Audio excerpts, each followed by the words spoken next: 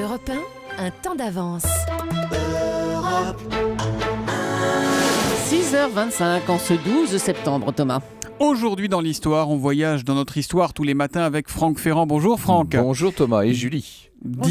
Dites-nous donc à quel 12 septembre vous a déposé votre machine à remonter le temps ce matin. Alors le 12 septembre 1494, je suis au tout début de la Renaissance, à Cognac en Charente, et je me suis installé sous un grand orme où va avoir lieu l'événement. Mais quel événement? Qu'est-ce que vous faites là-bas, Franck? Eh bien, nous allons assister à la naissance de l'un des plus célèbres de nos rois, François Ier.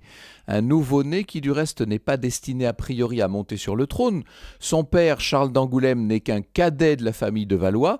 Seulement voilà, ce père va mourir très vite. Le roi Charles VIII va en faire autant sans héritier. Quant au successeur, le roi Louis XII, il n'aura que des filles, si bien qu'en définitive, c'est le jeune cousin François qui deviendra roi de France à 20 ans, le 1er janvier 1515. Ce qui veut dire au passage qu'on va célébrer dans quelques mois le 5e centenaire de son avènement. Eh oui, François Ier fait partie de ces rois qui ont vraiment un physique reconnaissable. On le connaît tous, François Ier. Oui, il est très grand, de plus il porte beau, il a une sacrée barbe, à cause d'un jeu de potache, figurez-vous. Ah bon? Le 6 janvier 1521, le jour des rois, ça ne s'invente pas, le jeune souverain participe, c'est encore de son âge, à une bataille de boules de neige qui dégénère. Il reçoit à la tête non pas une boule de neige, mais un tison ardent. Ah, il faisait des batailles de boules de neige au tison ardent à l'époque. Voyez un peu, oui, ça a dégénéré, quoi. Ouais. Donc la blessure est assez grave, et c'est pour masquer la brûlure au visage que François Ier va se laisser pousser la barbe, ce qui fait qu'ensuite toute l'Europe va en faire autant. Je me suis laissé dire que ce François Ier, malgré tout, vous ne l'aimiez pas beaucoup, vous ne le portiez pas dans votre cœur. Oui, Franck. ça c'est la vérité. J'ai même écrit tout un livre pour rétablir la vérité à son sujet, pour démontrer qu'il n'a pas du tout